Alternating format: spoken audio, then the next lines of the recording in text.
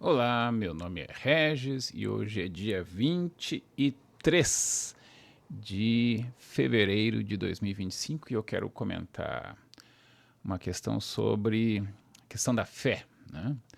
Que se confunde um pouco, ou se enrosca na questão da metafísica.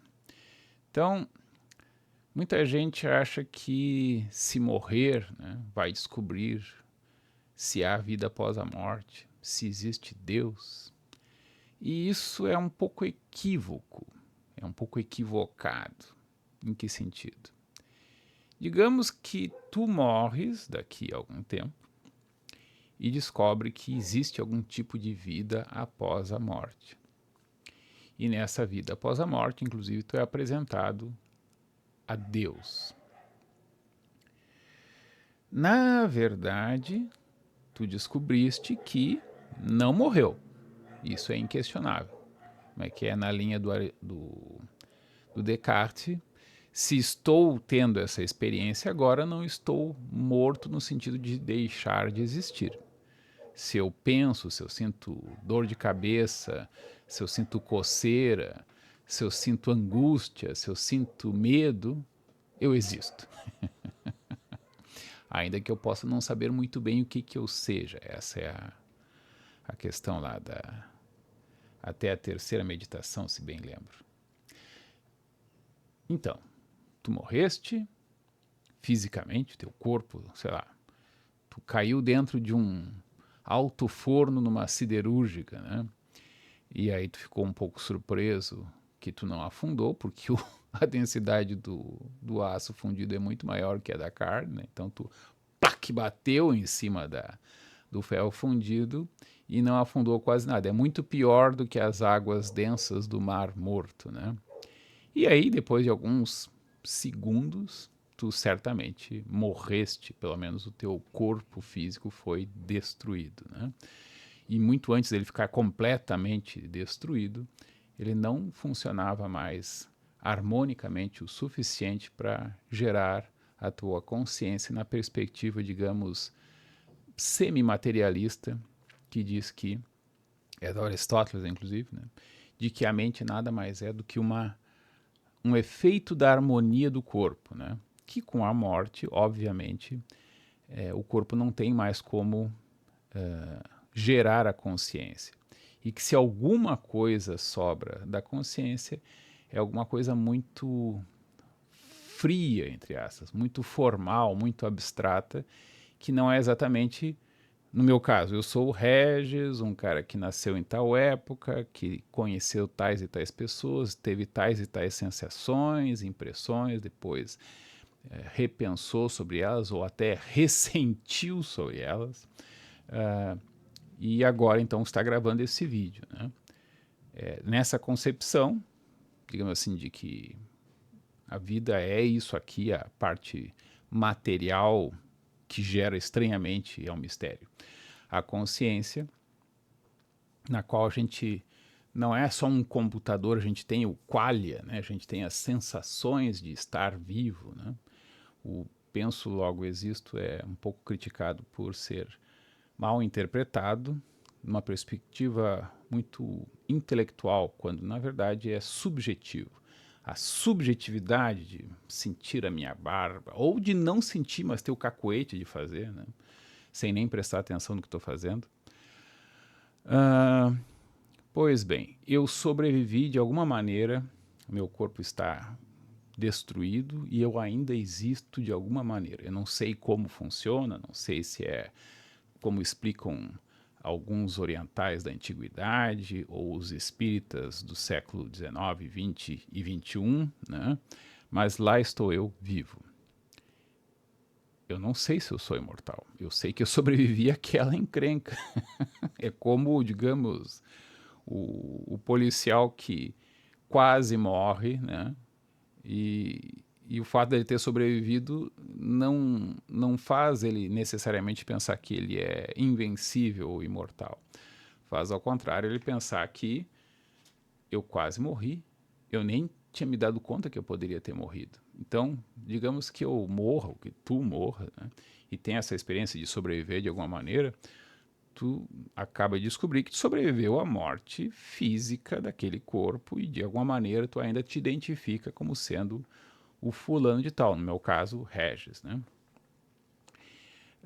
Mas faz inclusive parte da concepção, por exemplo, espírita, de que eu não sou o Regis, eu sou uma coisa muito anterior ao Regis, né?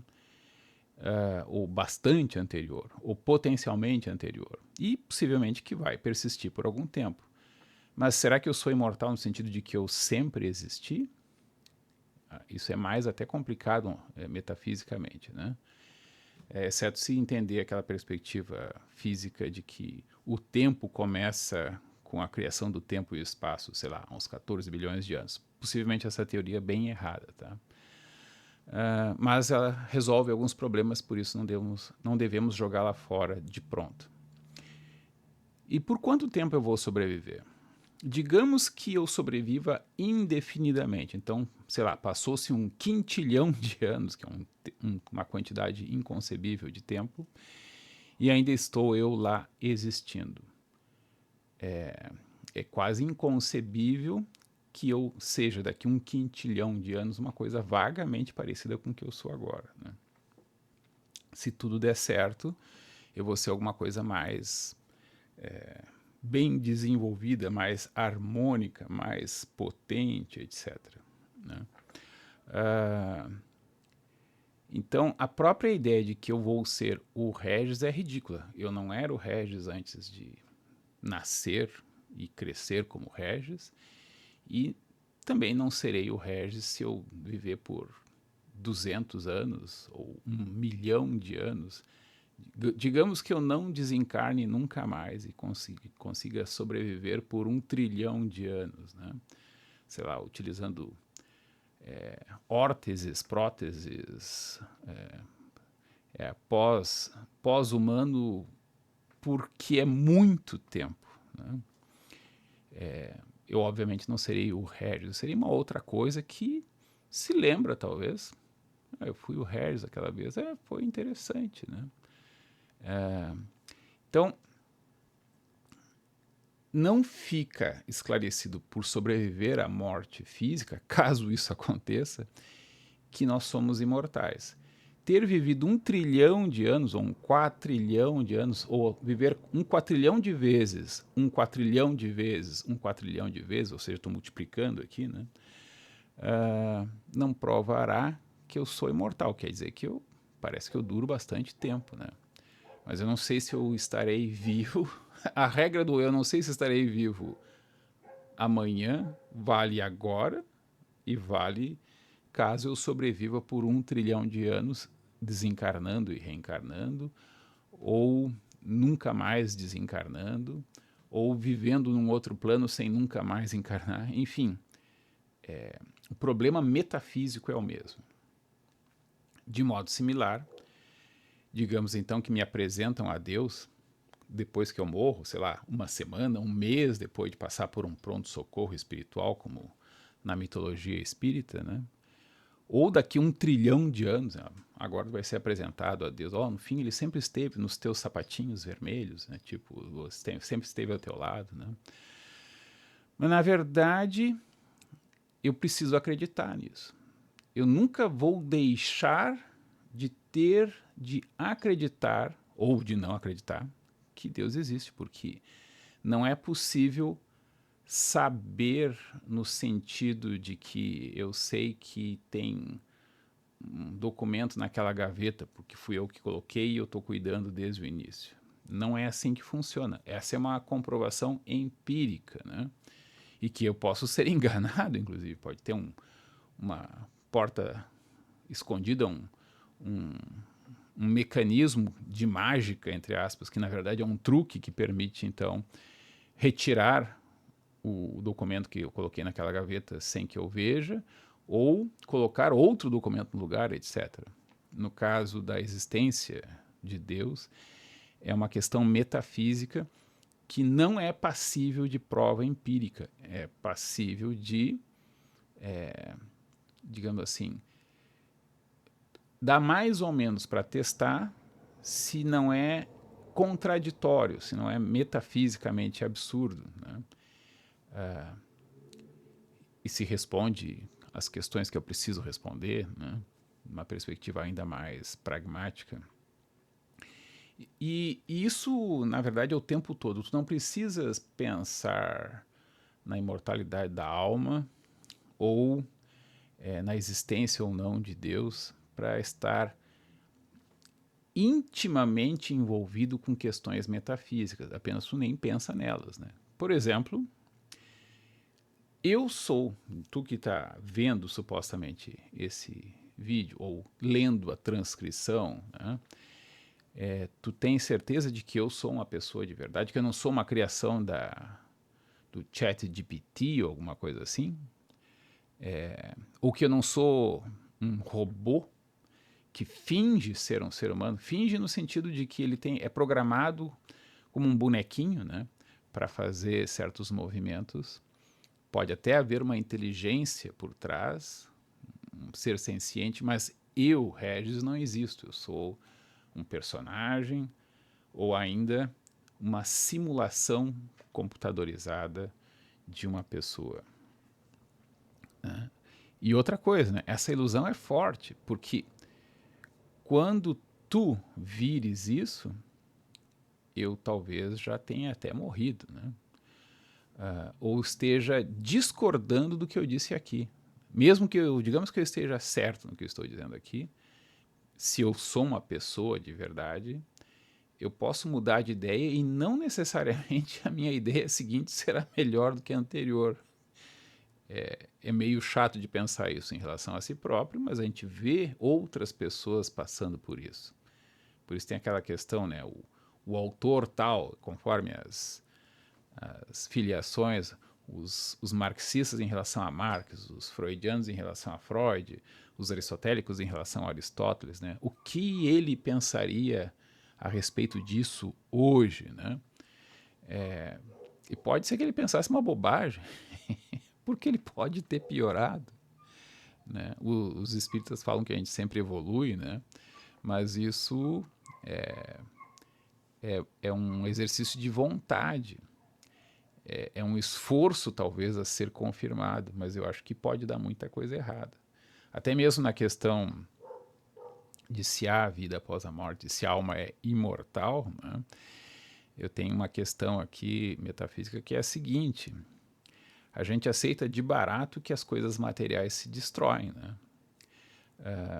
Que a informação não se perde de todo, mas na prática se perde, ou seja, a gente não tem como recuperar concretamente algo, por exemplo, um papel, um livro, né? Um livro que seja queimado e aí a gente pega e desmancha cinzas, né? A teoria diz, não, sabendo qual era o estado inicial e quais foram as forças que atuaram, tu pode reconstruir. Mas a gente não sabe. É muito complexo. A gente não tem como juntar todas as informações. Digamos assim, o universo ou Deus poderia, né? Mas nós, na prática, não. Então, para nós, um livro queimado, que era o último exemplar, né? Se ele é bem queimado e as cinzas são espalhadas, não tem como recuperar. E aí? Essa questão da própria ideia de causalidade, que foi o que eu coloquei aqui, né? Ela é metafísica também. Na verdade, é o que vai dar toda como é que é a questão do Kant em relação à especulação do Hume, né? Que o Hume leva, digamos assim, as últimas consequências à perspectiva empirista, né? E diz, olha, o nosso dogma é nada entra na mente sem ter antes passado pelos sentidos. Como a causalidade em si não é algo que passa pelos sentidos, né? Ela é uma reflexão sobre o que passou pelos sentidos, ela não deixa, ela é apenas uma ilusão. Ela é apenas, digamos, atualizando, é uma narrativa que ao descrever os eventos, pressupondo então a tal da causalidade, nos dá certo conforto, nos dá certa tranquilidade. Ah, tá, é porque aconteceu isso que aconteceu isso. As coisas não acontecem aleatoriamente, nos surpreendendo o tempo todo. Como é que é? Amanhã será outro dia. Talvez não seja. ou aquela outra pessoa deve ter boas intenções, talvez não tenha boas intenções, ou pior, talvez não seja nem mesmo uma pessoa de verdade, pode ser tudo uma projeção da minha mente. Então essas são as questões metafísicas que estão a cada vez que a gente acha que um evento se sucedeu a outro por uma relação causal, essa relação causal é um exercício metafísico de fé. Claro que pode ter bastante reforço, é um hábito ou uma narrativa bem reforçada, aquela história, né? Aqueci o metal e ele dilatou, aqueci o metal de novo e ele dilatou, aqueci o metal 500 vezes e ele dilatou com tal curva, né? Ele dilatou de uma maneira consistente e previsível. Bom, parece que é algo objetivo, né? Não é deu na telha, eu estou alucinando todas as vezes. Se bem que se eu estiver alucinando, eu não vou conseguir notar que eu estou alucinando. Essa é uma outra grande ilusão, né? De que eu vou notar que estou alucinando. Não, se tu notar que tu está alucinando, não é uma alucinação psicótica típica. Pode ser uma alucinação induzida por drogas leves, relativamente leves, numa mente que consegue ainda distinguir. Eu estou vendo uma coisa aqui, mas eu sei que, obviamente, isso aqui é uma ilusão. Ou, eu tive a impressão de que ele não vai com a minha cara, mas eu posso estar enganado. Isso não é um delírio, né? Não é uma mania de perseguição, é uma dúvida de perseguição, uma dúvida neurótica de perseguição. Então a questão da metafísica não se resolve e não pode ser. Nós não podemos abrir mão da metafísica e da fé, vamos dizer assim. E aí, os modelos metafísicos eles têm um caráter relativamente alternativo, ou seja, vamos falar da questão da vida após a morte, né? Então, vou dar 2 exemplos que todo mundo mais ou menos já conhece, principalmente no Brasil, que temos a ressurreição, que é a versão cristã tradicional dos católicos, dos ortodoxos, dos protestantes e dos neopentecostais, todas essas pluralidades de concepções. Então, nessa concepção cristã tradicional, não existe espírito. O espírito aparece às vezes, mas é uma importação grega ali que ressignifica o texto hebraico. E mesmo no Novo Testamento a perspectiva é a seguinte: não tem alma, não tem espírito. O que tem é uma pessoa com um corpo, né? Quando a gente morre, a gente deixa de certa maneira de existir, certo?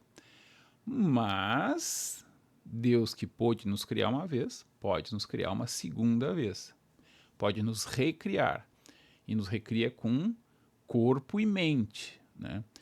A mente não funciona sem o corpo não importa muito sem a mente.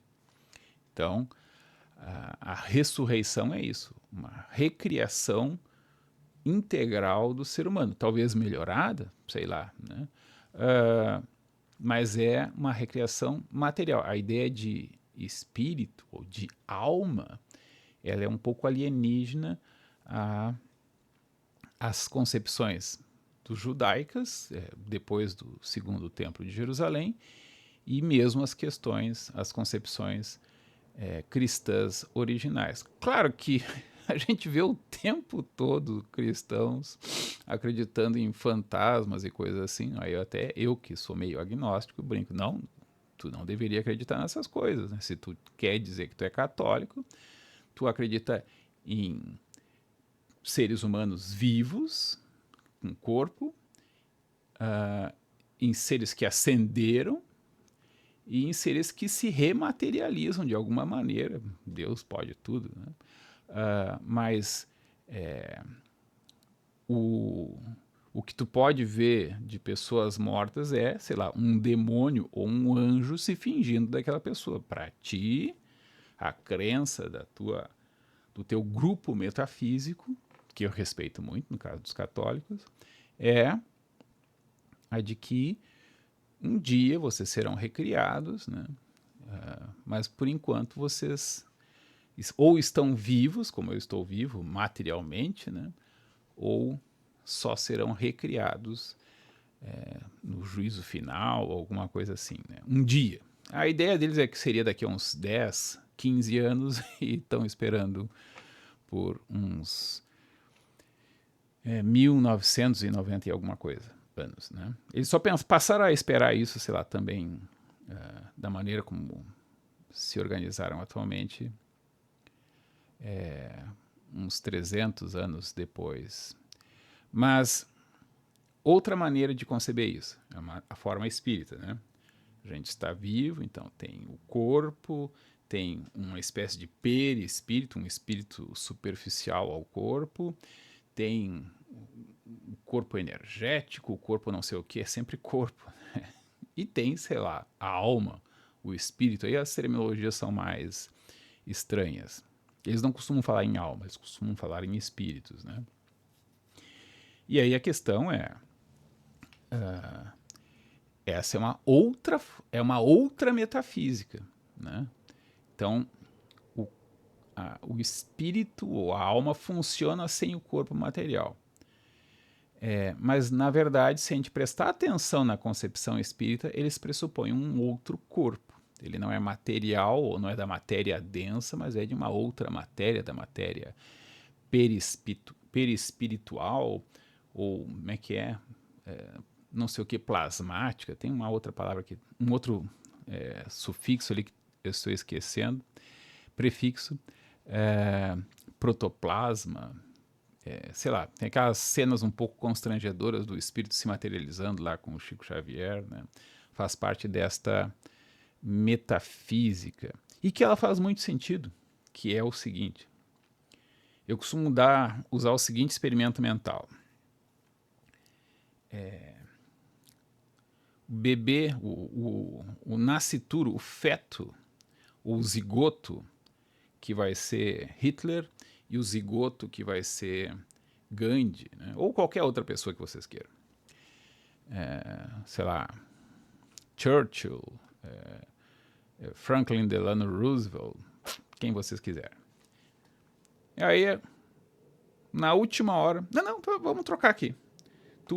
Em vez de tu vir aqui, tu vai aqui. Então, a alma que ia para o Hitler vai para o Gandhi ou para o Churchill, etc. E aí, até tem, não é ao mesmo tempo, mas enfim. Será que seria diferente? Ou a gente pode explicar tudo o que aconteceu, todas as decisões, mesmo que não tivesse alma, inclusive? Porque, enfim, aqueles átomos geraram aquela consciência que teve aquelas experiências, aqueles valores, aquelas habilidades desenvolvidas, aquelas outras não desenvolvidas, aqueles sucessos, aquelas frustrações, e deu no que deu. Né? Então, um se deu terrivelmente mal, fazendo um projeto terrivelmente fracassado, né? Felizmente, da minha perspectiva, que sou uma pessoa marrom, como diriam os britânicos, e o outro liberou o país, mas ele tem toda aquela brincadeira, né? Liberou para fazer bobagens, diriam alguns britânicos mais empedernidos.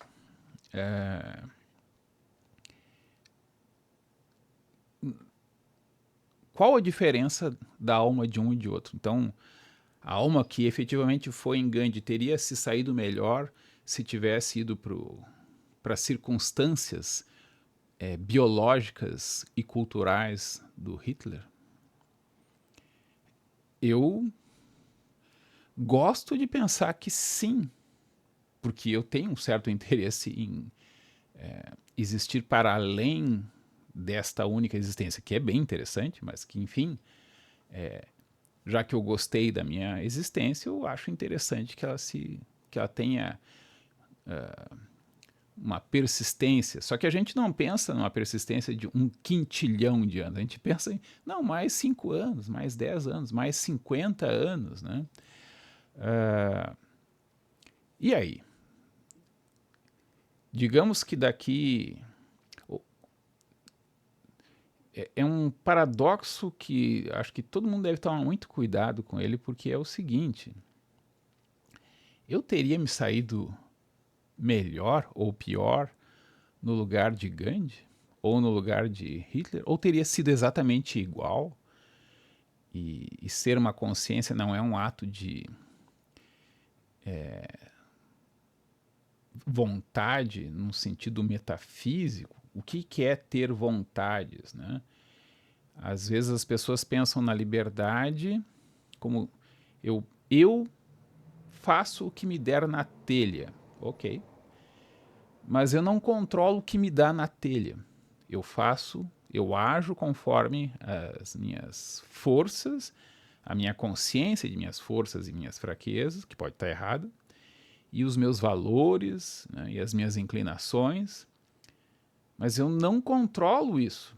Essas coisas eu relativamente recebo das experiências, da materialidade, digamos assim, que me compõe como o Regis, que nasceu em tal ano, em tal cultura, na qual as pessoas tinham tais e tais preconceitos, alguns eu pude repensar e reavaliar, outros não, e talvez eu tenha desenvolvido outros preconceitos tão ruins ou piores dos que eu tinha, sei lá, em 1970, ao refletir dentro das possibilidades culturais e intelectuais do meu tempo, do meu corpo, da minha mente, e eu não tenho como me puxar, digamos assim, de um buraco pelos cabelos pela minha própria mão, porque a minha mão, né, vai apenas puxar os meus cabelos, não vai me fazer levitar para fora do buraco.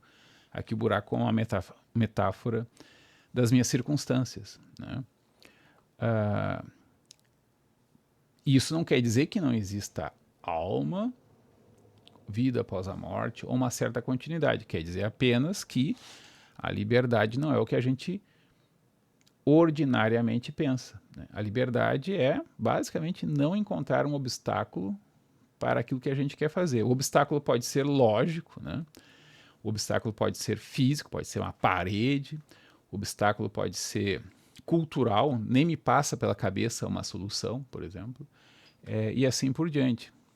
Esses são obstáculos. Liberdade é dada a meus impulsos e os obstáculos que estão à minha frente ou até mesmo dentro de mim. Então, a minha miopia, a minha presbiopia em função da idade, a minha idade, o fato de eu ser nativo do português e não de, sei lá, do alemão ou do inglês, me limita, mas faz parte da brincadeira. Eu não, ser livre não é ser onipotente. Ser livre é ter certos impulsos ou certos valores e ir até onde puder, né? Ou até onde quiser, nesse sentido não ingênuo de que o que eu quero é uma espécie de negociação que eu mesmo faço. O meu desejo é esse, mas eu consigo antecipar que vai haver tais e tais consequências. Então eu quero começar essa briga, digamos assim, que eu sei que eu vou apanhar. Pode ser que sim, pode ser que eu queira, né? Pode ser que não, mas esse pode ser que sim ou pode ser que não, não está sob meu controle. Não sou eu que decido. Então sim. É tudo que eu vivi até aquele momento que vai decidir como é que eu vou tomar aquela decisão. O que vai ser o meu desejo, o que vai ser a minha percepção da minha realidade e quais serão as decisões que eu vou tomar. E aí, onde é que entra a alma nisso? A metafísica, pelo menos a dos espíritos, é a seguinte: a alma tem outras experiências e essas experiências que a gente esquece de alguma maneira influem, né? Mais ou menos aquela coisa da pessoa que tem Alzheimer e não lembra, ou tem uma outra condição e não lembra da memória recente, mas tem uma certa percepção. Não, essa aqui é uma pessoa agradável, né? Ela não lembra daquela pessoa, não sabe se é a mãe, se é o marido, se é o vizinho, mas aquela pessoa tratou bem e a pessoa, pelo menos até um certo ponto, mesmo nessas condições, consegue saber se é amigo ou inimigo, digamos assim. E às vezes, claro, se engana, e as pessoas mesmo sem essa condição podem se enganar sobre friend or foe. Enfim, onde é que a alma entra aqui? E se ela entra em algum lugar, como é que ela mexe no corpo? E como é que ela é afetada para gravar coisas, né? Então, o que eu quero chamar a atenção aqui é que a metafísica dos espíritas, que tem o corpo físico, tem o perispírito, que seria um espírito que fica por fora, né? E tem o corpo energético e tem não sei o que mais, é uma espécie de caixa de embreagem entre a alma mais abstrata ou mais essencial e o corpo material, que é o que vai, sei lá, vai pegar um objeto, como aqui a tampinha da câmera. Então, como é que a alma interfere no corpo e como é que o corpo impressiona a alma, né? Bem, pode ser independente, pelo menos a parte da percepção. Então, eu vejo com o corpo, mas eu também vejo com a alma e mais ou menos eu mexo, né, no corpo através do meu espírito, perispírito, toda essa caixa de engrenagens, de embreagens espirituais. Como quem controla um carrinho, ele não está vendo através de uma câmera no carrinho, ele está olhando o carrinho e está lá no controle remoto, está mexendo no carrinho, ou sei lá, uma coisa no computador. Mas pode ser que tem aqui, eu posso, como é que é?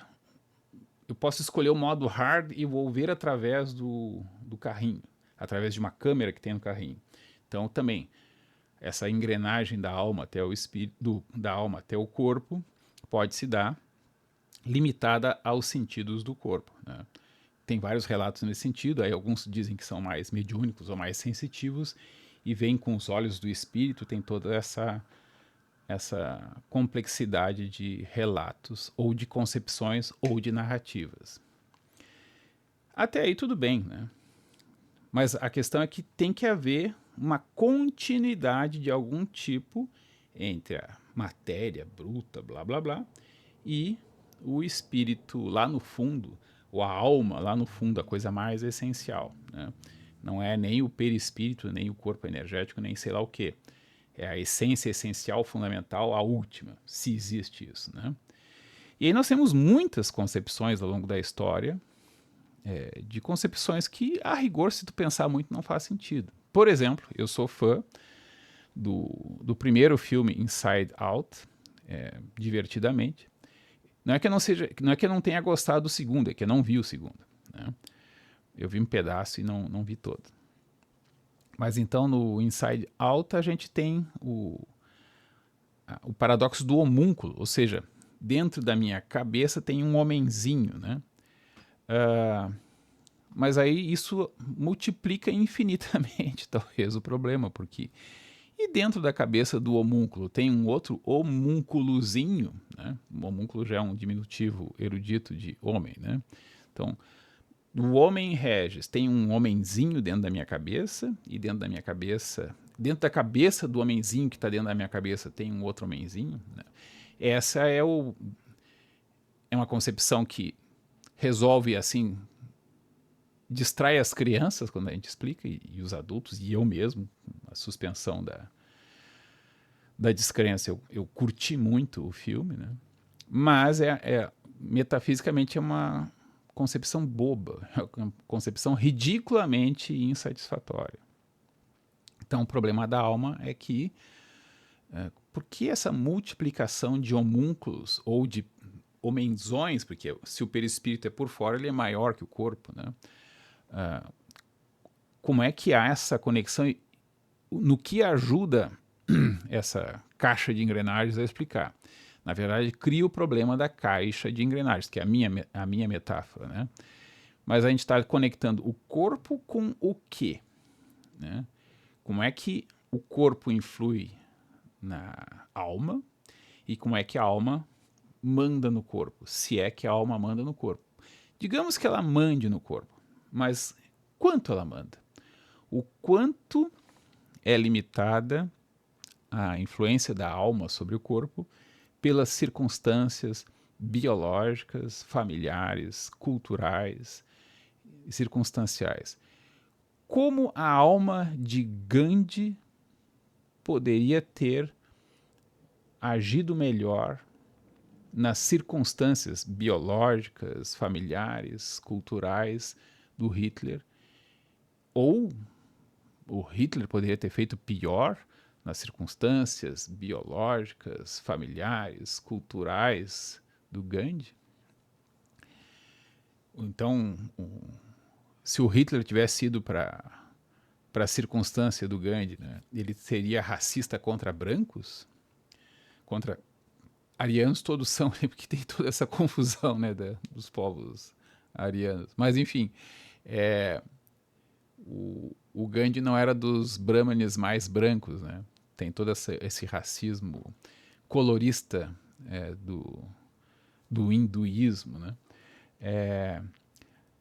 Mas, enfim, ele teria saído melhor, teria sido contra si mesmo, ou seja, digamos que o Hitler, então, a alma dele é empedernidamente racista ariano, e aí ele se autoflagelaria porque ele teria horror à sua própria condição, né? Eu acho pouco provável. Eu tenho muita dificuldade de acreditar que o sinal da alma sobre o corpo seja assim tão livre das circunstâncias. Aí, claro, a gente sempre pode argumentar que na maioria das pessoas elas estão muito ligadas à matéria, elas quase que se reduzem às suas circunstâncias materiais. Mas aí qual a responsabilidade daquela alma que se meteu naquelas encrencas? Se são as circunstâncias biológicas, familiares e culturais que determinaram aquele comportamento, né? É um dos problemas até não da liberdade, mas da responsabilidade, né? E a solução é, bom, vamos ignorar tudo isso e vamos ver. O cara estava louco? Não. Estava inconsciente? Não. Então ele é responsável. Mas, claro, as ações de uma pessoa podem ser as consequências podem ser muito desproporcionais ao grau de entendimento que ele tinha, né? E aí entramos com um problema da ideia que os espíritas pegam, acho que de uma tradição mais antiga, que é a do karma e tal, né? E que é interpretada de uma maneira retributivista ou punitiva, né? E aí, claro, é um pouco como no direito brasileiro do trabalho tem a questão, tu não pode cobrar 80% do salário, tem um limite que eu não me lembro mais quanto para que o empregado que cometeu um dano indenize o seu patrão. Mas, eventualmente, é até descabido cobrar do empregado. Que condições ele tinha de decidir ou de ter consciência? Ele estava bêbado? Ele estava bêbado porque era um cara malvado ou porque ele foi induzido a isso por uma circunstância cultural, familiar, ou por um engodo, aqueles exemplos de aula de direito, né? Isso é bastante complexo e, claro, a metafísica do jurista é ok, a gente não tem todo o tempo do mundo para discutir isso é coisa do filósofo, e olhe lá, que o filósofo também tem que publicar ou tem que corrigir a prova, mas então o jurista tem um prazo para apresentar um argumento e para tomar uma decisão, no caso do juiz, né? A orientação, não quero assustar ninguém, mas é a seguinte: você, juiz do primeiro grau, né, decide logo, não enrola. Se errar, não é bom, mas pelo menos não erra de propósito. Se errar, porque é limitado, todos somos, é para isso que tem o segundo grau, e também não é o teu papel de acabar com as vagas dos desembargadores. Então, toma as decisões dentro do prazo razoável e a gente, se for o caso, se reclamarem, se uma das partes ou ambas reclamarem, a gente vai rever isso no segundo e no Brasil, no STJ e no STF.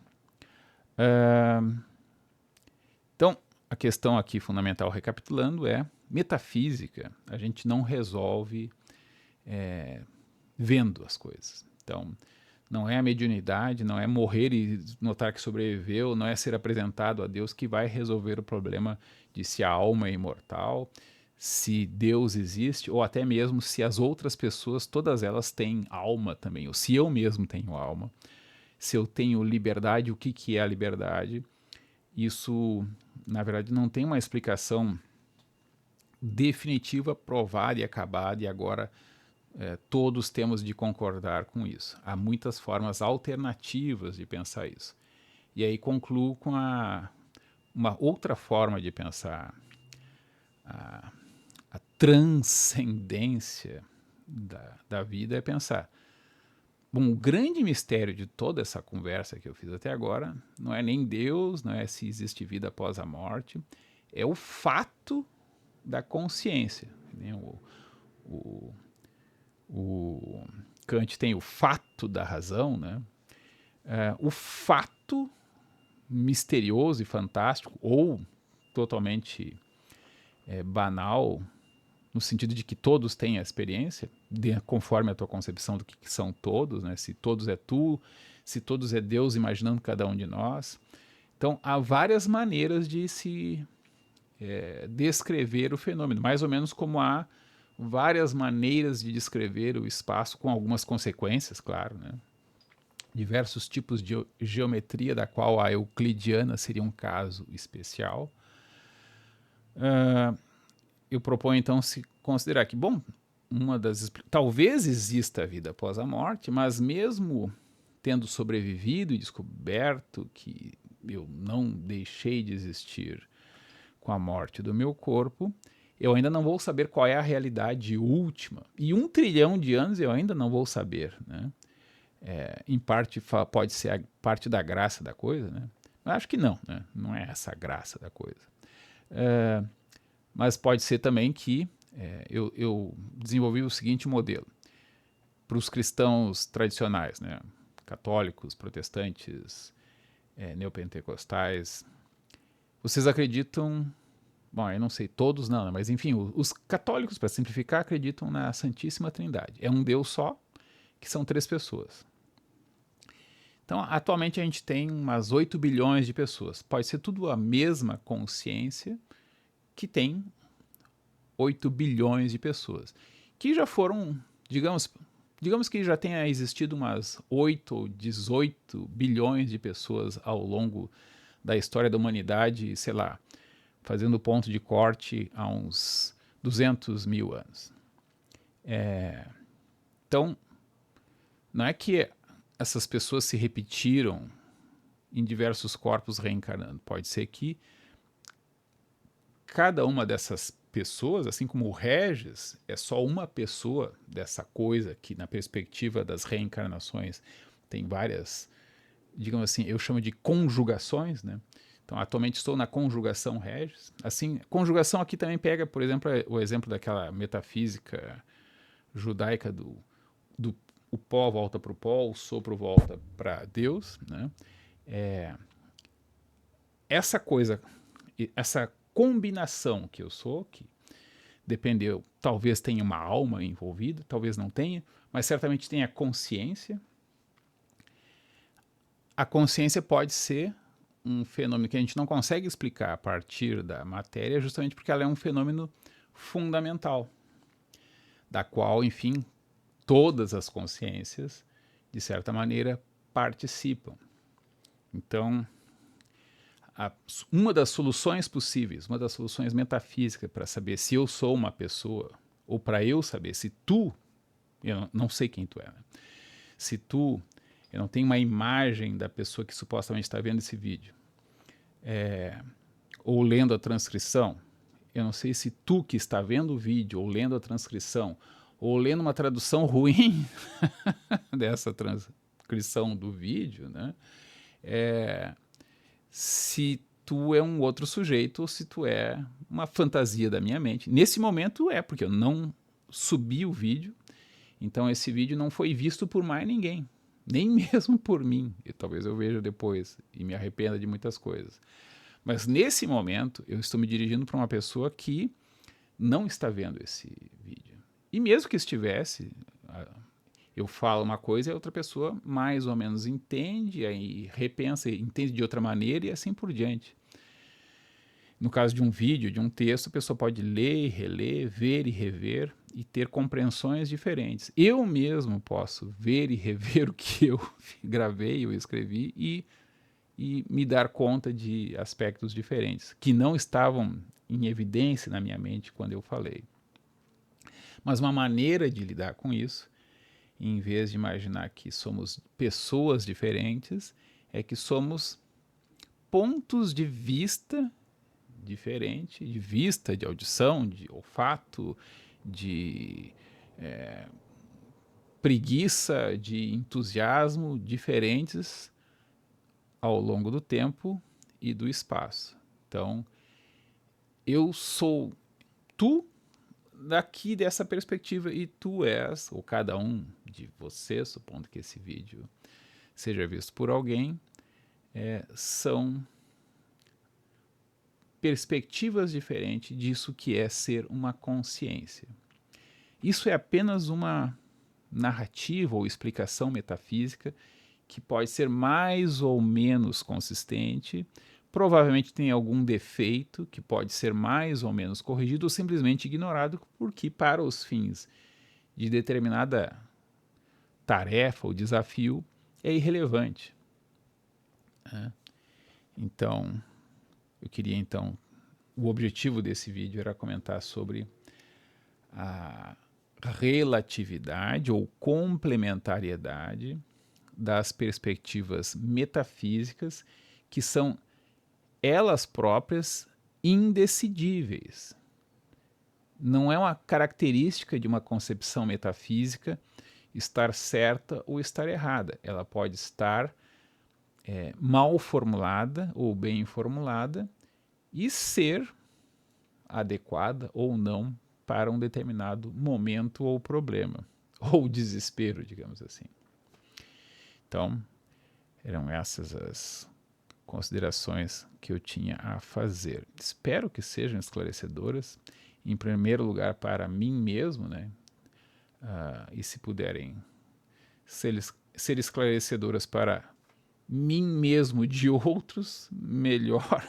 E também eu tenho consciência que elas podem confundir algumas pessoas e talvez nos próximos trilhões de anos, se esse vídeo for visto por muitas pessoas, posso estar sendo responsável pelo sofrimento e morte de milhões ou bilhões ou trilhões de pessoas que, na verdade, conforme a perspectiva, sou eu mesmo.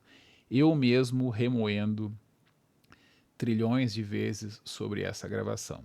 É uma variação estranha do Amor Fati lá do Nietzsche, né? Que é um autor que eu conheço muito pouco. A formação filosófica universitária ela é mais ligada, sei lá, a Platão e Aristóteles, John Locke, como é que é, Descartes, Hume, Kant, enfim, eu estou falando muito dos metafísicos, né, mas também tem a perspectiva política e ética. A gente tem uma perspectiva bem mais, eu tive pelo menos uma bem mais focada nisso. Eu também nunca tive muito jeito ou fui muito guiado para outras tradições que têm mais pretensão de ser, sei lá, filosofia de vida. A filosofia de vida, mais parecido com uma filosofia de vida que eu me aprofundei foi na perspectiva de Aristóteles, que é bastante esquemático, né? Mas não racionalista. Enfim, espero ter ajudado, ou espero que, se atrapalhei de alguma maneira, essa irritação causada possa levar a uma reorganização melhor para a maioria de vocês, em algum momento, nos próximos trilhões de anos.